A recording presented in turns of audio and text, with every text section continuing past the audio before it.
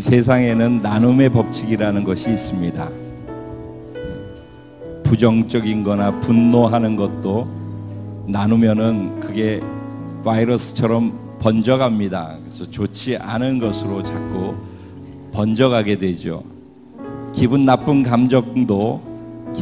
감정을 표현하면은 자꾸 번져가게 되어지는 것입니다. 그런가 하면은 좋은 것, 긍정적인 것도, 사랑도, 또 서로에게 격려하는 마음도, 칭찬하는 마음도 똑같은 원리가 돼서 그것도 나누면은 번져가게 되어 있습니다. 그런데 건강한 공동체는 부정적인 것을 나누고 흘려주는 것이 아니라 긍정적인 것을 서로가 서로에게 흘려주고 나누어 줄 때 그 공동체가 서로가 서로를 세우는 건강한 공동체로 자라가게 되어지는 줄로 믿습니다. 주의 사랑은 여러분들을 사랑하고 축복합니다. 여러분들은 정말 소중한 분들입니다. 저에게, 저 인생에 전부를 걸고 이것이 내 전부를 다 걸어도 아깝지 않은 나의 살아있는 이유입니다라고 고백하는 것을 함께 소중하게 여겨주시고 함께 그 자리에서 같이 가주시는 여러분들이기에 저는 여러분들이 제게 참으로 소중합니다. 어쩌다 보니까 제가 연세 드신 분들한테 참 송구스러운데 61살을 맞았어요. 그래서 뭐 환갑이 어쩐 이런 소리를 듣게 되어졌어요. 제가 40대 청춘에 이곳에 와서 교회를, 건물을 짓고 시작한 것이 엊그제 같은데 근 20년 가까이가 흘러갔습니다. 그러면서 저의 목회도 되돌아보게 되고, 그리고 한 살 더 먹으면서 생일이 되면은 생일 파티가 저에게는 별로 그렇게 중요하지 않고, 생일날 또 새로운 인생을 주시는 하나님이 이 생명을 주신 목적이 무엇인지를 또 한 번 생각하는 그런 시간을 제가 늘 갖습니다. 그런데 이번에는 갑을 지나는 또 다른 갑이 될지, 또 다른 10년이 될지, 또 다른 1년이 될지 모르지만 제게 주어진 인생, 하나님이 허락하신 시간들을 이제 또 어떻게 보내야 할 것인가를 깊이 생각하는 그런 시간을 가졌습니다.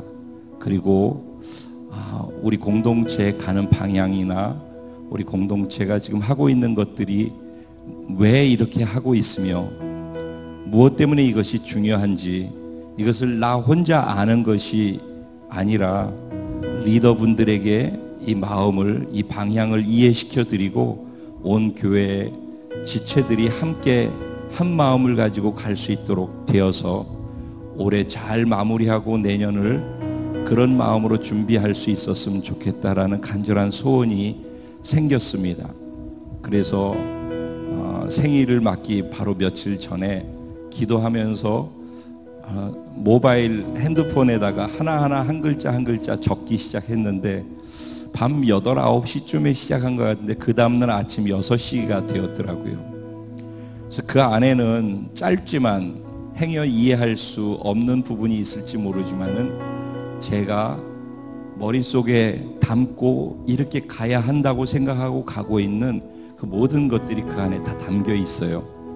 그래서 리더분들한테 전달해 드리면서 이것이 무엇인지 모르면은 아는 분들에게 물어보고 서로 이해할 수 있고 완전히 이해해서 구역에 또 그것을 전달해서 구역에 있는 분들도 다 이해할 수 있도록 그렇게 해서 온 교회 공동체가 그것을 이해한 속에서 함께 마음을 하나로 모아서 같이 갔으면 좋겠다라고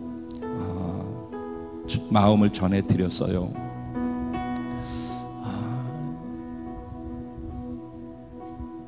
그런 가운데 제가 23일 날이 환갑 날이었었는데 오늘 이제 이렇게 주일 예배를 드리네요. 아직도 살아서 하나님께 예배를 드리고 하나님 주신 마음을 또 나눌 수 있는 이런 예배자로 오늘 이 자리에 설 수 있게 해주신 하나님께 감사하는 마음이 많이 있습니다. 하루하루를 오늘 이 자리에 있는 것을 이게 감사할 거리구나라는 것을 생각할 수 있는 시간도 되었으면 좋겠어요. 그리고 이 시간이 그냥 일주일에 한 번 일요일이니까 주일 지키려고 오는 그런 불행한 예배를 드리는 사람이 저희 공동체에는 없었으면 좋겠어요. 어제 브라이드 워십에서 예배에 대해서 얘기를 했어요. 예배는 그냥 여기 계신 하나님, 나를 사랑해서 눈먼 사랑으로 나를 끝까지 사랑하시는 그 살아계신 하나님, 사랑의 하나님이 지금 여기 계신데 그 하나님께 나는 어떻게 그런 사랑을 받은 자로서 어떻게 내 사랑을 표현할 것인가? 예배에서 진행되는 기도나 찬양이나 말씀이나 그 이후에 진행되는 모든 순서, 하다못해 헌물을 드리는 것까지 다 내 개인의 사랑의 표현 방법인 것입니다. 이 찬양의 가사를 통해서는 나는 내가 나를 사랑하신 그 하나님 아버지께 어떻게 사랑을 표현할 수 있을까? 기도 시간에는 내 하나님께 어떻게 내 마음을 다 담은 기도로 내 사랑과 내 마음을 표현해 드릴 수 있을까? 교제할 때는 어떻게 나를 사랑하신 그 사랑에 감동해서 나를 위로하시는 그 사랑의 위로의 힘이 다른 사람에게 또 그 사랑으로 그 사람을 격려하고 그 사람을 위로하고 감동시켜 줄 수 있는 힘으로 흘러가게 해줄 수 있을까? 이것이 저는 예배라고 생각을 해요. 사랑하고 계시는 줄로 믿습니다. 우리를 지극히 사랑하신 그 하나님이 지금 이 자리에 그윽한 눈빛으로 우리를 보고 계신 줄로 믿습니다. 그 하나님의 우리를 향한 사랑의 음성을 함께 듣는 시간을 갖겠습니다. 지난주에 제가 드라마처럼 연속극으로 1하고 2 한다고 했는데 지난주에 추석하고 연결돼서 참석하지 못한 분들이 계셔서 1 요약하고 2 진행하는 것으로 그렇게 하겠습니다. 그래서 본문을 한 번 더 읽도록 할게요. 본문 마태복음 14장 22절부터 33절까지 말씀입니다. 제가 한 절, 여러분 한 절 교독하시고 마지막 절은 한 마음으로 뜻을 다시 한번 묵상하면서 하나님께 고백드리는 시간은 가졌으면 좋겠습니다. 제가 먼저 22절 시작합니다. 예수께서 즉시 제자들을 재촉하사 자기가 무리를 보내는 동안에 배를 타고 앞서 건너편으로 가게 하시고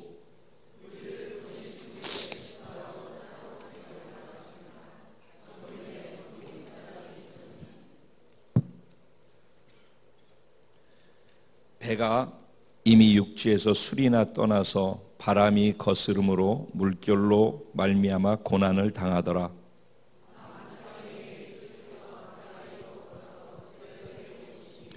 제자들이 그가 바다 위로 걸어오심을 보고 놀라 유령이라 하며 무서워하여 소리를 지르거늘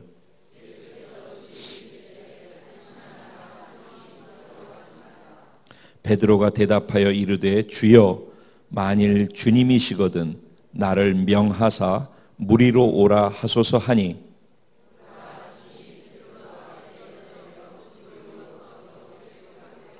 바람을 보고 무서워 빠져가는지라 소리질러 이르되 주여 나를 구원하소서 하니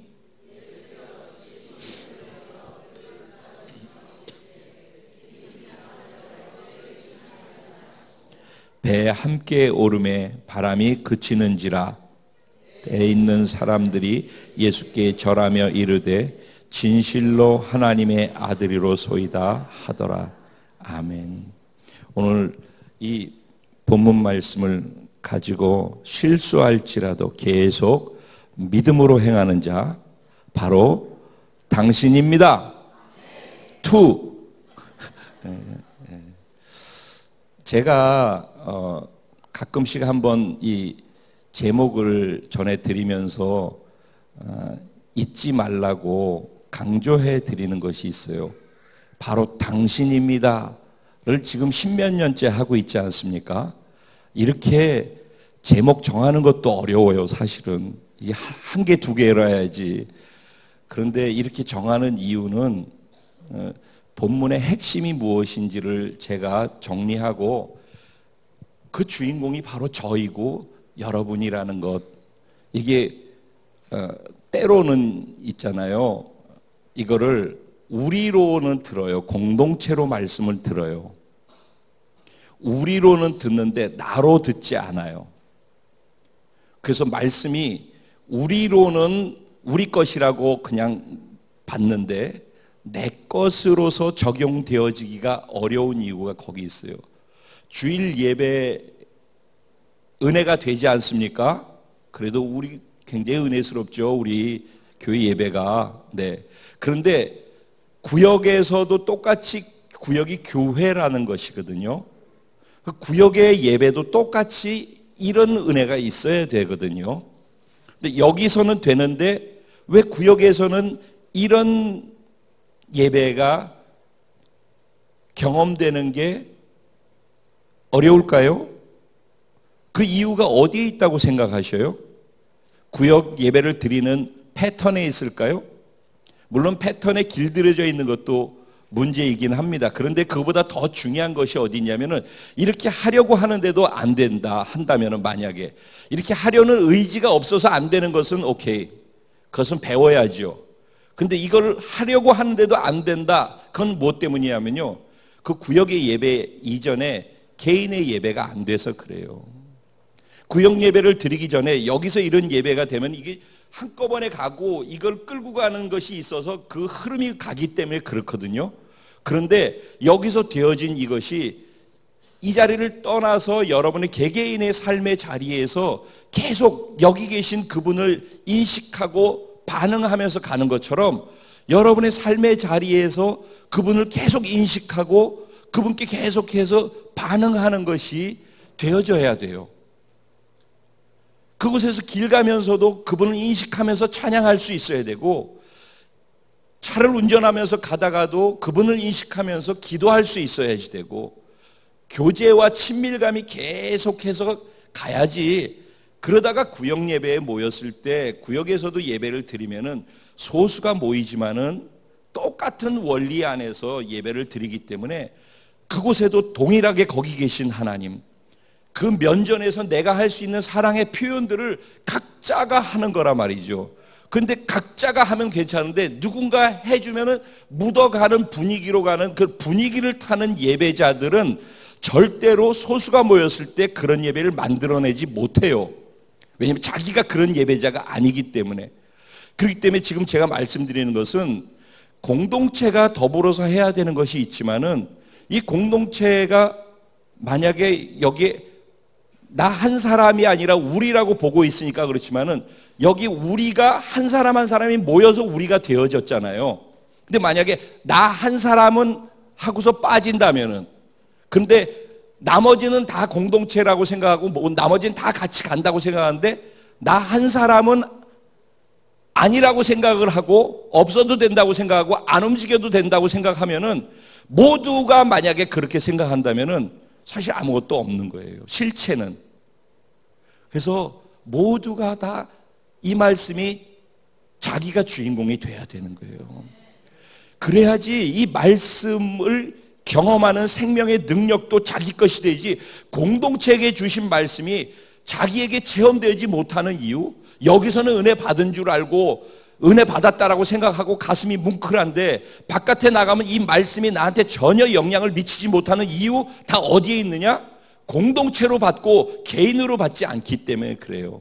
이거 굉장히 중요한 말씀이라서 이거 본문하고 상관없이, 왜냐하면 이거 없이 또 그냥 공동체로만 은혜가 가면은 그러면 개인에게 전혀 영향을 주지 못한 말씀이 될까 봐 안타까움에서 이 말씀을 드립니다. 저에게 주시는 말씀, 여러분 한 분 한 분에게 주시는 말씀으로 개인이 받을 수 있게 되기를 간절히 소원하면서 오늘 말씀을 나눠보겠습니다. 지난주 말씀하고, 그러니까 오늘 말씀을 이해하려면은 지난주 말씀을 이해해야 되는데, 지난주 말씀과 더불어서 지지난주 말씀도 같이 이해를 하면은 사실은 하나의 큰 묶음으로, 패키지로 예수님께서 우리에게 하시고자 하는 예수님의 마음이 담겨 있는 거예요. 그러니까 성경을 읽을 때 그냥 정말로 우리가 기분 좋게 들을 수 있는 설교 방식은 이렇게 전체 예수님의 마음을 이해하는 게 아니라 그냥 기적이 일어나는 사건에 대해서 기적 일어날 수 있습니다라는 얘기만 해주면은 굉장히 듣기가 좋아요. 듣는 사람도 컨디션이 좋고 말씀을 전하는 사람도 굉장히 컨디션이 좋아요. 굉장히 분위기도 좋고, 그럼 사람들이 굉장히 많이 모여요. 그런데 그리고는 아무 일도 없어요. 어떤 것도 개개인의 삶에 영향을 미치지 못해요. 나중에 신앙생활하다가 세월이 가고 난 다음에 늘 그런 줄 알았는데 그렇게 안 되어지는 것 때문에 좌절하고, 그래서 교회를 떠나는 게 아니라 종교 생활을 멈추게 되어져요. 그건 종교라는 얘기입니다. 그래서 예수님은 이런 기적의 내용들을 통해서 예수님이 원하시는 게 있어요. 지지난주에 이 말씀부터 시작을 했어요. 예수님이 원하시는 건 무엇인가? 요한은 예수님이 원하시는 것을 얘기해 주고 싶었어요. 그래서 요한복음에서는 예수님이 하셨던 수많은 기적이 있는데 그 수백 가지 수도 없는 기적들이 있었을 텐데 그 중에서 딱 7개만 뽑았어요. 그래서 요한복음에는 예수님이 행하신 기적 7개만 기록되어져 있다고 그랬어요. 그런데 요한이 이 7개의 기적만 소개하면서 내가 요한복음을 쓴 이유는 이것 때문이다라고 했는데, 그게 뭐 때문이라고 그랬죠 지난번에? 이것을 보고 읽고 듣고 그리고 너희가 믿고 영생을 얻게 하려 함이니라. 그러니까 요한의 관심은 어디에 있어요? 우리들이 예수님을 믿어서 영생을 얻게 하는 게 관심인 거예요. 요한의 관심은 어디에 있다고? 영생에 있어요. 요한은 예수님의 마음을 가장 잘 아는 사람이에요. 12제자 중에서 수제자들이 셋이 있어요. 그렇죠? 베드로, 야고보, 요한이죠. 그런데 수제자 셋 중에서 예수님하고 가장 친했던 사람이 누구예요? 가장 예수님 옆에서 예수님 무릎에다 기대면서 같이 밥을 먹었던 사람이 누구예요? 요한이에요. 요한. 요한은 예수님하고 가장 가까이서 예수님의 마음을 가장 잘 알고 전달받았던 사람이에요. 그래서 예수님이 기적을 행하고 예수님이 많은 말씀들을 전하지만은 그가 기적을 행하는 목적과 그 속의 마음이 무엇인지, 그가 이렇게 막 뜨겁게 얘기를 하는데 얘기하는 속마음이 무엇인지를 그는 알았단 말이에요. 그래서 그거를 다른 사람들한테 전해주는데 한마디로 요약해서 이 많은 것들을 다 하는 이유는 믿고서 영생을 얻게 하기 위함이라. 오늘 첫 번째 영생을 얻었는지를 확인할 수 있기를 소원합니다. 그래서 예수님께서 이제 제가 세례 요한부터 시작을 했어요. 오병이어 기적을 얘기할 때, 그렇죠? 세례 요한이 목이 잘려서 쟁반 위에 목이 올려졌어요. 이게 쟁반이야, 쟁반. 잔치상이 벌어져가지고 파티 열고 있는데 쟁반에 세례 요한의 목을 잘라가지고 이렇게 들고 나타났어요. 왜? 그걸 요구했기 때문에. 세례 요한이 누구입니까? 예수님보다 6개월 먼저 태어나서 예수님을 위해서 예수님이 오실 길을 예비하는 광야에서 외친 자의 소리로 자기는 살았어요. 그렇게 살다가 그 나이가 예수님하고 6개월 차이밖에 안 나기 때문에 예수님도 33년 사셨으니까 세례 요한도 30대 초반에 목이 잘려 죽은 거예요. 그렇겠죠? 그렇겠죠? 태어나서 예수님 오실 길을 예비하다가 자기 제자들조차도 예수님의 제자로 다 만들어 주고 자신은 목이 잘려서 죽었어요. 그 세례 요한이 영생이 있었을까요? 없었을까요? 영생을 가진 자이기 때문에 죽음이 두렵지 않았겠죠. 그는 죽음도 별로 영향을 주지 못했어요. 그의 삶이. 그런데 세례 요한이 죽었어요. 근데 그 소식을 누가 듣죠? 제자들이 듣는 거예요. 그리고 사람들이, 군중들이 다 아는 거예요. 세례 요한이 죽었대. 세례 요한은 어마어마한 존재예요. 우리나라로 치면 지금 대선 후보급에 속한 그런 어마어마한, 모두가 알고 있는 사람이라 말이죠. 근데 그 사람이 죽었는데 목이 잘려서 죽었대. 왕 앞에서 말 한마디 잘못했다가. 이런 얘기를 들은 거란 말이에요. 그런데 그 사람이 예수 위에 살던 사람이야. 예수 때문에 자기의 전부를 다 걸고 살던 사람인데 결국은 그거 하다가 죽었대 라는 소문이 퍼진 거예요. 제자들은 예수 위에서 사는 제자들 아니었어요? 그들은 예수님이 주신 기적과 능력을 행할 수 있는 것을 받아서 나가서 기적도 행하고 능력도 행했어요. 예수님을 전도하기도 했고, 그리고 와가지고 예수님이 가르쳐준 대로 했더니 기적이 일어나고 병든 자가 고쳐지고 많은 사람들이 주께 돌아오더이다 자랑도 했어요. 그리고 난 다음에 세례 요한이 죽은 소식을 들었을 때 그들의 마음이 어땠을까요? 성경을 이렇게 이해하고 봐야 된다라고 저는 생각하는 거예요. 그냥 토막내서 보면 안 되고, 이런 사건의 연속 속에서 세례 요한의 죽은 소식을 들었단 말이에요. 주를 위해서 열심히 지금 전도하고 막 기적 행하고 능력 행하고 좋다고 막 떠 있는 제자들에게 세례 요한이 죽었다는 소식을 들었을 때 그들의 마음이 어땠을까요? 야, 우리도 이렇게 하다가 주를 위해 살다가 죽으면 끝나는 거 아니야? 라는 그런 두려움과 위축된 마음이 생겼을까요? 안 생겼을까요? 생겼겠죠. 그런데 예수님은 여전히 기적을 행하시면서 다니는 거예요. 그게 오병이어의 사건이란 말입니다. 오병이어 사건 때 제자들에게 뭐라고 얘기를 했어요? 너희가 먹을 것을 주라고 그랬어요. 근데 저녁 때 날이 다 저물어 가는데 빈들의 사람은 한 2만 명, 3만 명이 모여 있는데 2만 명, 여기 지금 몇 명 되지도 않는데도 이 인원이 많아 보이지 않습니까 지금? 그런데 지금 도시락, 어린아이가 먹을 수 있는, 수아가 먹을 수 있는 요만한 양의 도시락이란 말이에요. 그 도시락 하나를 가지고 있는데 요 도시락 하나를 가지고 너희들 다 먹여라 그런다라면 여러분들 어떻게 반응하시겠어요? 근데 그게 아니라 수만 명이 지금 있는데, 수만 명이 있는데 너희가 이들에게 먹을 걸 주라고 그러는 거예요. 그러니 거기에서 답이 안 나오니까 너무나도 정확하게 현실을 보는 사람들은 어떻게 지금 날이 저물었고 빈들인데 먹을 거라고는 어린아이의 도시락밖에 없는데 어떻게 우리가 이들을 먹일 수 있겠습니까? 근데 예수님은 너희가 이들에게 먹을 걸 주라고 그러는 거예요. 그러니까 예수님이 보는 관점하고 제자들이 보는 관점하고 다른 거예요. 그런 것 속에서 결국은 제자들이 그 어린아이의 먹을 것을 예수님의 손에 올려드렸더니만은, 즉 소유권이 예수님한테 넘어갔더니만은 보잘것없어 보이는 그 보리떡 5덩어리하고 물고기 2마리를 가지고 몇만 명을 먹일 수 있게 됐는데 누구의 손을 통해서 먹였어요? 결국 예수님이 띄어서 제자들에게 줬고 제자들이 제자들의 손으로 그들을 먹였단 말이죠. 그러면서 예수님께서는 2가지 메시지를 가지고 있는 거예요. 그 자리에 있는 수만 명의 무리들에게는 예수님을 생명의 메시아로 받아들일 수 있는 기회를 주기 위해서 기적을 행하신 거예요. 그러니까 우리에게 주어지는 기적이나 응답이나 문제 해결이나 병 고침은 예수를 생명의 구세주로 받아들일 수 있는 기회로 주는 것이란 말입니다. 무리들에게는 그 기회가 주어졌어요.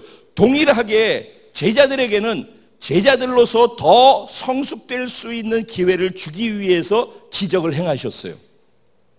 2가지 목적이 있었다는 거죠.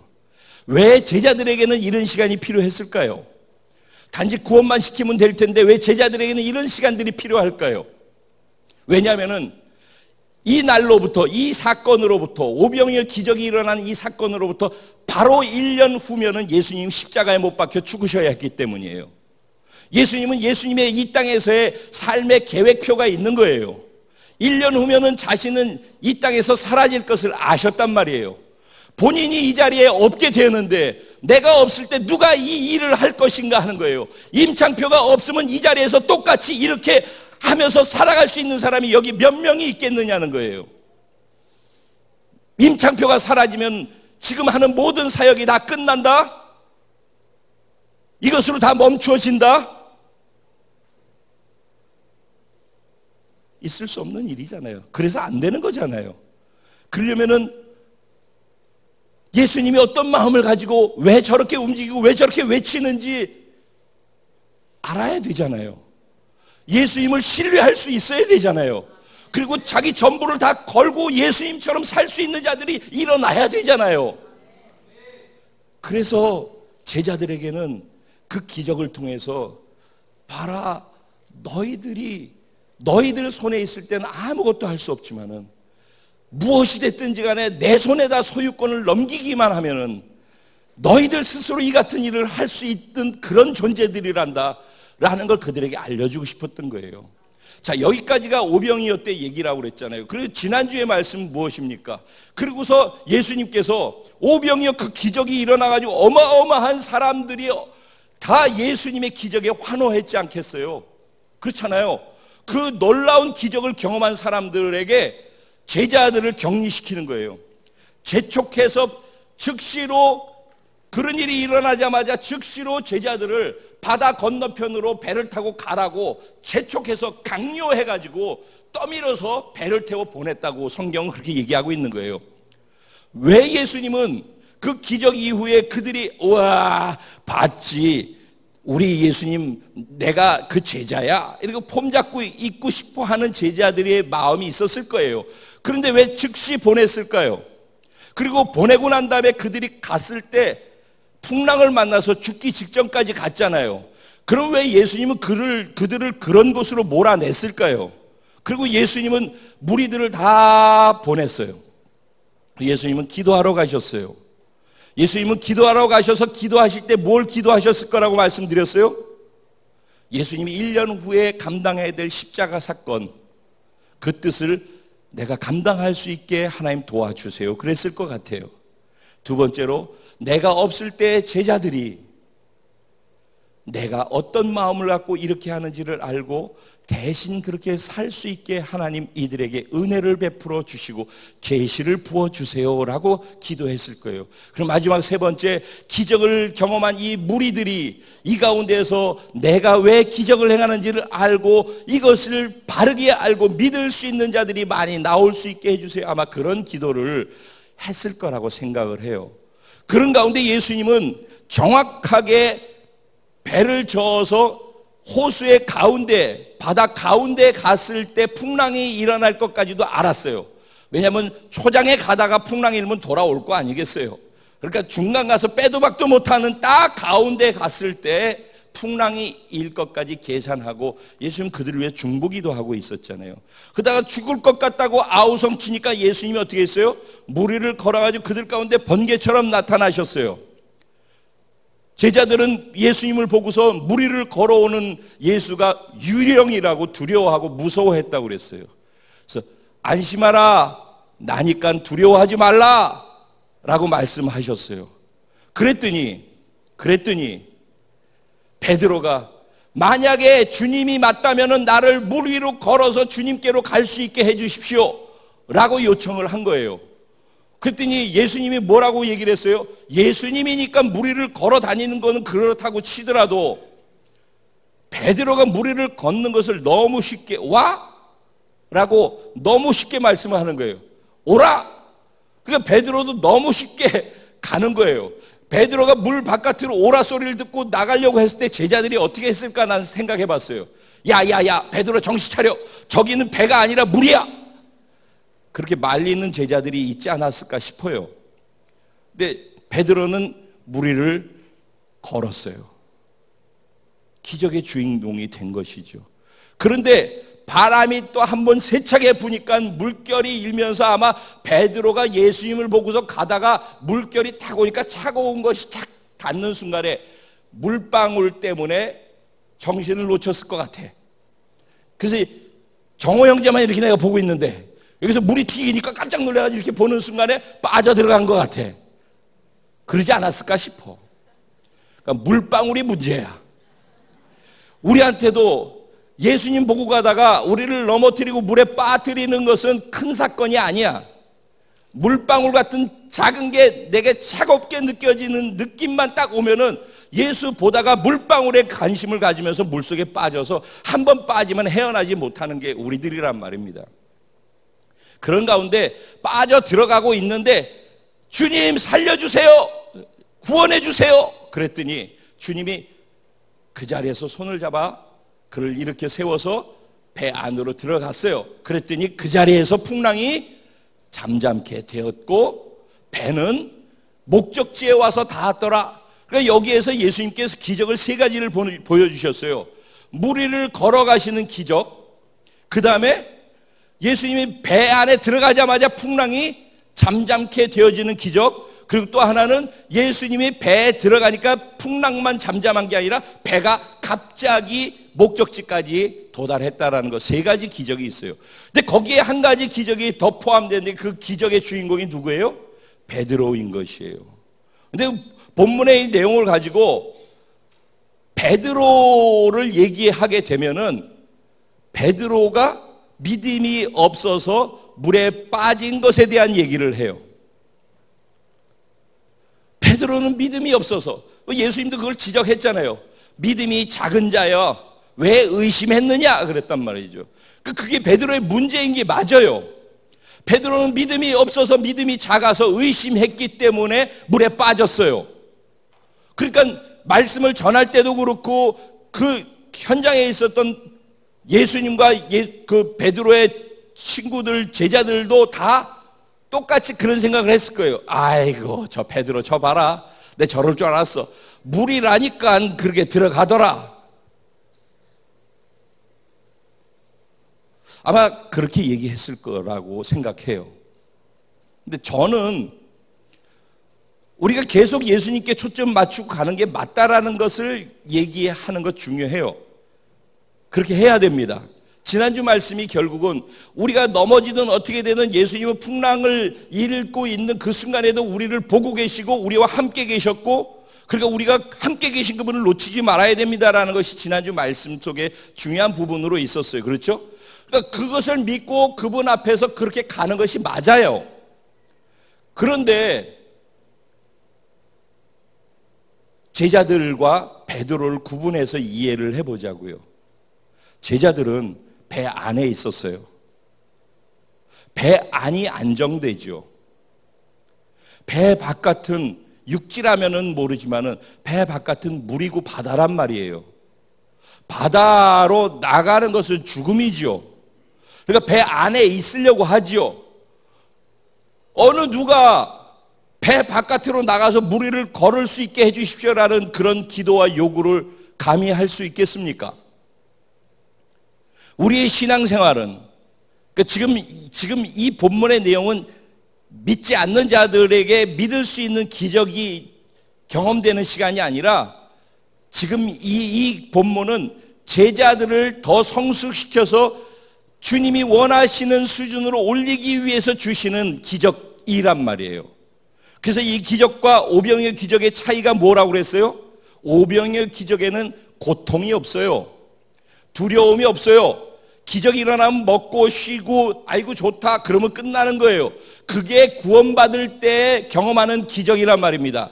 그런데 제자가 되기 위해서는 늘 그것만 기대하는 사람들은 그 안에 머물러 있으면 잘하질 못해요. 그러면 주님이 원하시는 일을 할 수가 없어요. 다 자기 안에 빠져서 그냥 산단 말입니다. 자기 유익만을 위해서. 그래서 그 안에 머물러 있어요. 육지에서 배로도 오지도 못해요. 그런데 배 안에 들어온 사람들은 제자들이라고요. 제자들이 성숙되기 위해서는 배 안에 있으면 안 되는 거예요. 배 안이 안정되라고 생각하고 있는 그들에게 예수님은 메시지를 주고 싶은 거예요. 너희들이 배 안이 안정되다고 생각하지, 배 바깥에 내가 있다면 나와 함께 배 바깥에 서 있는 것이 너희가 가장 안전한 곳이야 라는 것이. 베드로는 물 위를 예수님이라면 나를 무리로 오라고 명해 주세요 그랬어요. 베드로는, 제자들은 배 안에 있는 것을 생각했어요. 근데 베드로는 예수님이라면 내가 물을 걸을 수 있다라는 믿음이 있었다는 거예요. 그리고 예수님이 물 바깥에 있으니까 자기도 예수님한테로 가야 한다고 생각했다고요. 즉 베드로는 예수님과 같이 있어야 된다라는 생각을 했다니까. 베드로는 많이 연약한 사람이에요. 그래서 이렇게 잘 나가다가도 물에 순식간에 또 빠지는 사람이 베드로이기도 해요. 근데 저는 베드로를 너무 좋아해요. 안전빵으로 배 안에 있으면서 봐, 물에 빠지지 않잖아, 저거 얼마나 꼴불견이야 라고 지적질하는 사람들보다 1000배나 1000배나 더 나은 사람이에요. 인류 역사 속에서 바다 위를 걸었던 사람 잠시라도 베드로 말고 없습니다. 우리에게 기적 중에 기적, 최고의 명장면을 연출한 사람은 베드로예요. 지난주에 제가 예수님이 연출가이시고 정확한 장면을 딱 해서 이 장면에 이렇게 했을 거라고 말씀을 드렸는데, 베드로가 멋진 장면을 연출해내는데 NG가 나는 거예요. 저는 영화나 이런 걸 보면은 영화 배우들이 너무 존경스러워요. 어떻게 저렇게 연기를 할 수 있을까? 그렇게 하고 난 다음에도 그 장면 딱 찍고 나면 히히거리고 딴짓하다가 같이 얘기하다가 땅 시작하면 딱 이렇게 하고서 하는데 어쩜 그렇게 할 수 있을까? 정말 존경스러운 마음이 들었어요. 어느 날, 와, 어떻게 진짜처럼 저렇게 하지? 근데 그렇게 그냥 하면 그렇게 되는 줄 알았더니 수많은 버벅거림이 있더라고요. 계속 NG가 나더라고요. 계속해서 또 찍고, 아, 말이 엉켰어. 또 다시 웃음이 나오는데 참을 수가 없어서 아이고, 다시 조금만 있다가 다시. 그래서 또 하려고 진지하게 마음 먹고 하려고 그러면 또 웃음이 나가지고 또 수없이 반복해서 한 장면을 찍기 위해서 10번, 20번, 30번도 반복해야 되는 경우들이 있고, 우리들은 그 모습을 볼 수가 없는 거예요. 우리는 연결해가지고 편집되어서 하나의 장면으로 보기 때문에 최고의 명장면으로 보여지죠. 태양의 후예인가? 맞아요? 제목이? 태양의 후예. 그런 명장면이 나온단 말이죠. 근데 그 명장면을 만드는 가운데 얼마나 많은 NG들이 쌓여서 그 명장면이 나오는가 하는 것까지 우리는 생각을 못 하는데, 저는 믿음도 그렇다라고 생각해요. 베드로 생각해 보세요. 예수님이 최고의 수제자 아닙니까?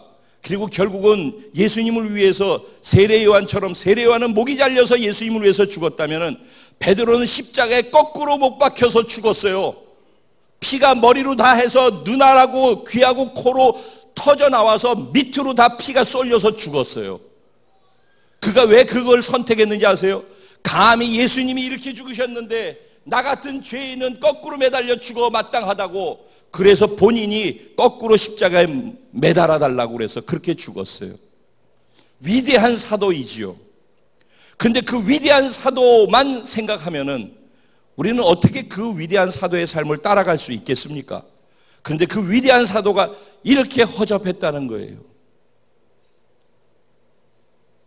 얼마나 많은 실수를 합니까? 주님 죽는 데까지 저도 가겠습니다. 그리고서는 3번이나 부인하는 베드로. 부활한 다음에 예수님이 나타났는데도 그게 미심쩍어 가지고서 그렇게 예수님한테 휙 달려들고 예수님이 원하시는 삶을 살아드리지 못했던 베드로.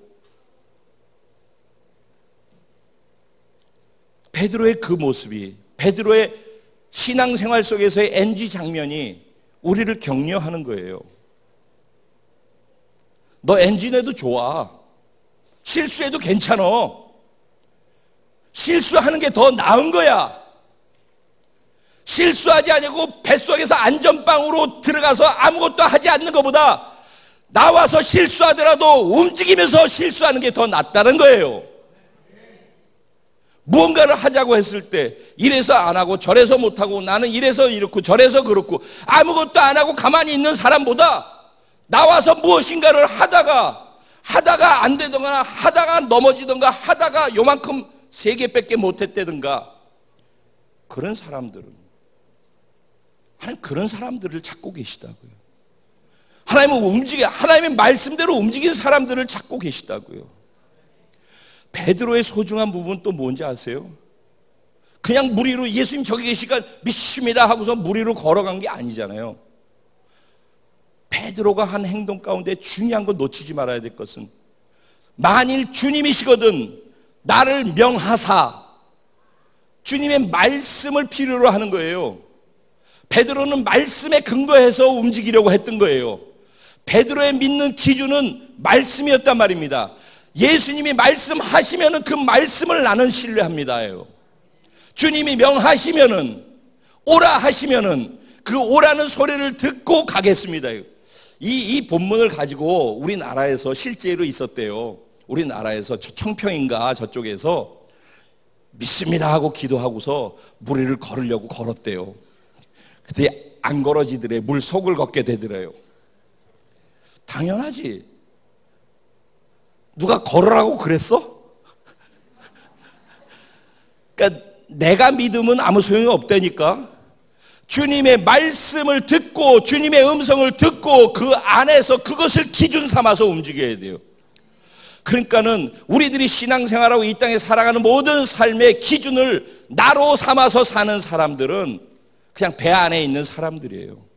근데 기준을 하나님의 말씀을 두고 사는 사람, 그들을 그리스도인이라고 하는 거예요. 그리고 그 말씀을 믿는 믿음으로 사는 거예요. 우리 권사님 그리고 가족분들 너무 마음 아픈 시간 가지셨죠. 잘 견뎌주셔서 정말 감사했어요. 정말 감사드려요. 그런데 그렇게 견딜 수 있는 힘이 말씀에 있지 않았습니까? 왜냐하면 하나님이 말씀하신 그 말씀이 이렇게 이야기하고 있으니까, 저도 여러분들도 그것을 믿기 때문에, 그것이 그 말씀을 붙잡고 그 말씀을 기준으로 해서 그걸 믿으니까 내가 그렇게 살 수 있게 되잖아요. 어디나 그렇게 적용이 돼야 된다고 저는 생각해요. 하나님이 뭘 원하시는지 하나님의 말씀이 기준이 돼야 되고, 그 말씀 안에서 내가 순종하면서 갈 때 그것이 물 바깥으로 걸어 나가는 것이라 하면은, 예수님이 물 바깥에 계시다면은, 말씀과 예수님이 물 바깥을 외치고 있다면 우리는 물 바깥을 걸을 수 있어야 돼요.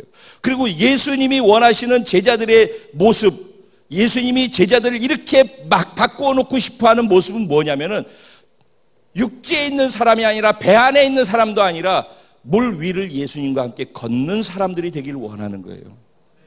비록 빠져 들어갈지라도, 비록 실수하고 넘어질지라도 주님이 원하시는 말씀대로 순종하다 넘어지란 말이에요.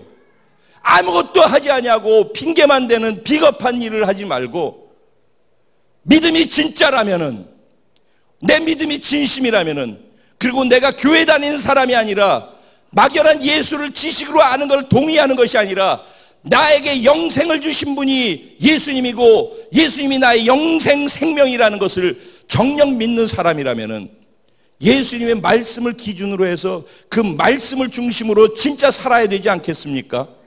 결론입니다. 넘어져도 괜찮아요. 말씀에 순종하다가 수많은 실패를 해도 괜찮아요. 주님은 원래 우리가 그렇게 약한 존재인 걸 알고 계셔요. 그러니까 두려워하지 마셔요. 일어나셔요. 그리고 물 위로 걷게 하소서라고 외치셔요. 근데 여기에서 3가지 나오잖아요. 즉시라는 단어가. 재촉해서 보내기를 즉시 보냈어요. 그만큼 예수님이 제자들을 이렇게 세우고 싶었다는 말이죠. 2번째 즉시가 언제 나옵니까? 그들이 예수님이 풍랑이 세가지고 죽을 것 같아 무서워서 있을 때 예수님이 나타나자 예수님이 유령인 줄 알고 무서워서 소리 지를 때 즉시로 예수님께서 말씀하셨어요. 나니까 두려워하지 말고 안심해라고. 2번째 즉시는 그들이 두려워서 견딜 수 없을 때 그들에게 안심시켜주기 위해서 즉시로 움직이셨어요. 3번째 즉시는 무엇이에요? 베드로가 물에 빠져 들어가면서 예수님 나를 구원해 주세요 했더니 즉시로 손을 잡아 이렇게 세워주었대요. 다 뭐예요? 예수님의 말씀에 순종해서 살아가다 넘어진 사람들은 예수님께 나를 도와주세요 손 내밀기만 하면은 예수님이 즉시로 그 사람의 애로사항과 필요를 채워주시고 건져주시고 구원해 주시는 좋으신 하나님이라는 거예요. 정말 이것을 믿을 수 있기를 소원합니다. 자, 이제 결론 마무리입니다. 그럼 예수님의 목적은 무엇이었는가? 첫째로 이것을 통해서 자신을 계시하고 싶었던 거예요. 제자들에게 내가 어떤 존재인지, 그리고 더 그들이 5개를 알고 있다면, 예수님이 이런 분이야라고 5개를 알고 있다면은 이 사건을 통해서 10개로 알게 되길 원하는 거예요. 그래서 결국은 제자들이 마지막에 33절에 뭐라고 되어 있죠?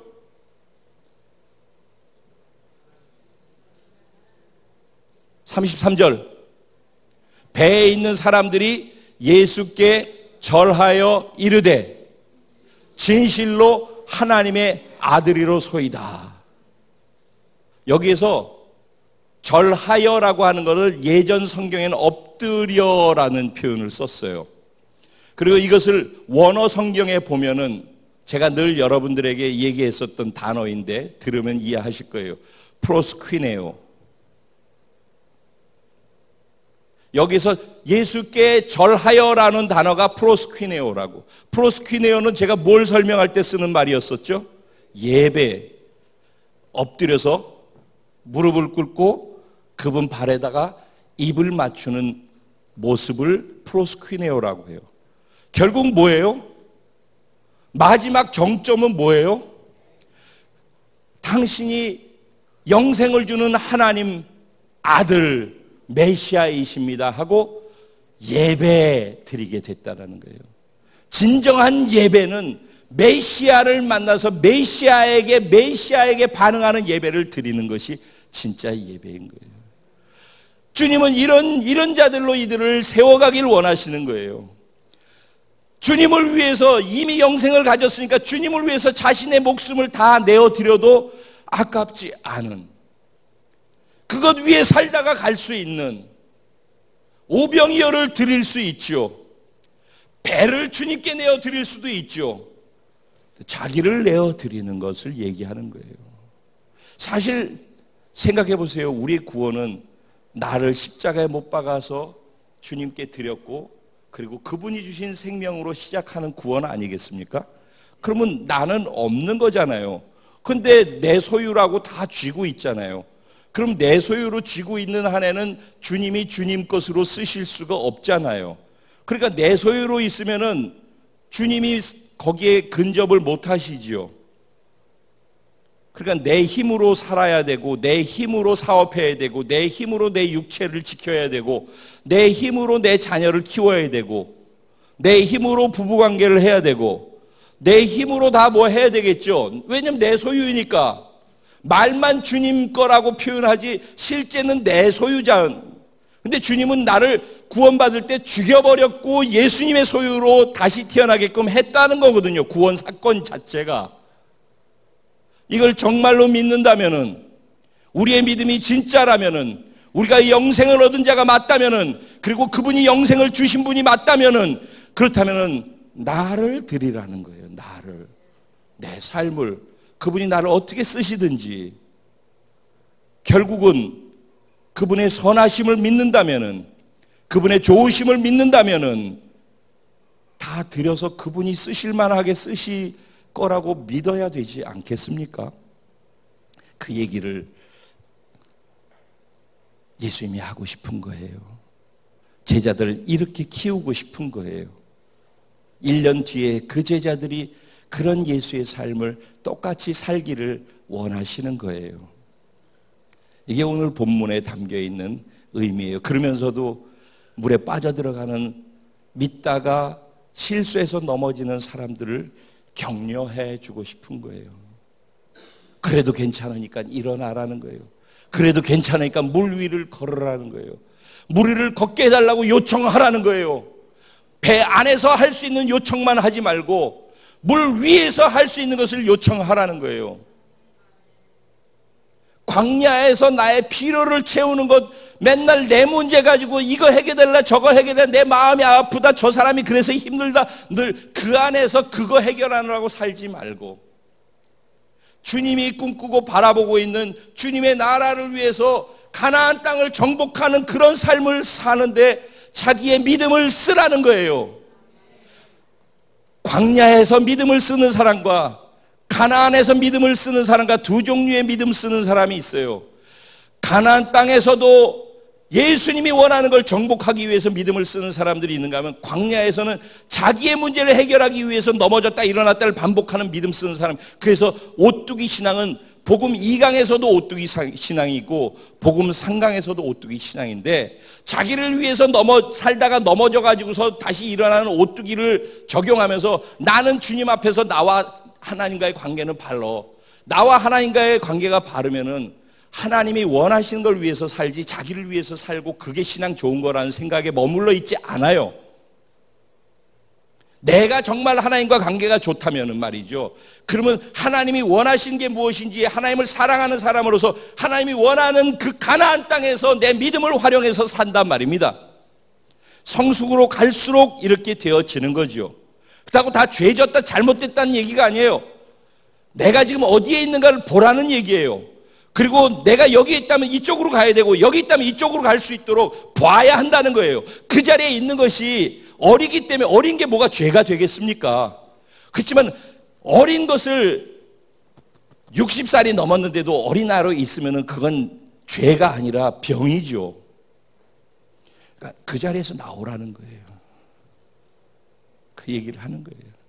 그래서 여기서는 어린아이들도 있기 때문에 이게 눈에 보이는 어린아이가 아니라 어른아이 얘기하는 겁니다. 신앙의 어른아이들이 있기 때문에, 그래서 먼저 가는 가나안 땅을 정복할 수 있는 믿음을 가진 사람들이 그들을 돌보고 섬기고 이렇게 세워줘야지 돼요.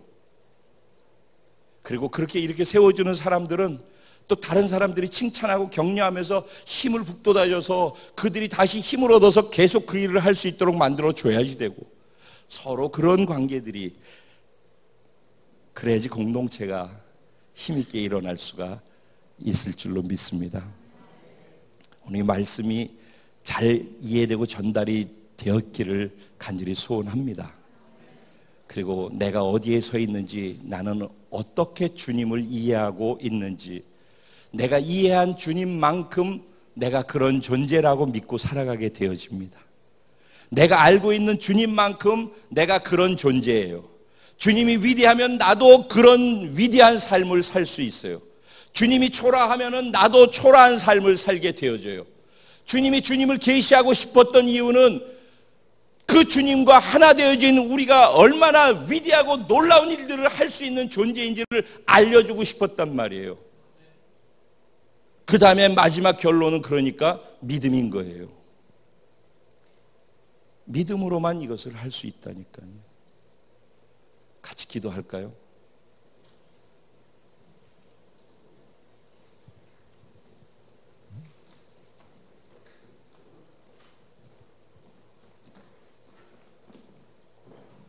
일어나시기 바랍니다. 나를 물 위로 걷게 해달라고 기도하시기 바랍니다. 나의 기도가 광야의 기도에 머물러 있지 않고 가나안의 믿음의 기도가 되게 해주십시오. 나의 걸음이 광야에서의 걸음이 아니라 가나안에서의 걸음이 되게 해주십시오. 주님, 나를 그렇게 주님이 계시지 않는 자리에서 주님으로 살아갈 수 있는 존재로 변화시켜 사용하여 주시옵소서. 많이 부족합니다. 많이 연약합니다. 그래서 늘 하나님 앞에 보여드릴 것이 없어서 주님을 묵상할 때마다 눈물이 앞을 가립니다. 그렇지만 그럼에도 불구하고 내 사랑과 내 믿음을 주님께 드립니다. 주님 받아주십시오. 그리고 나를 부족하지만 사용해 주셔서 가다 또 넘어질 때 넘어지더라도 주님 바라보고 걸을 수 있는 은혜가 우리 각 사람에게 있게 하여 주옵소서. 우리 주님의 이름을 한번 부르고 기도합니다. 주여!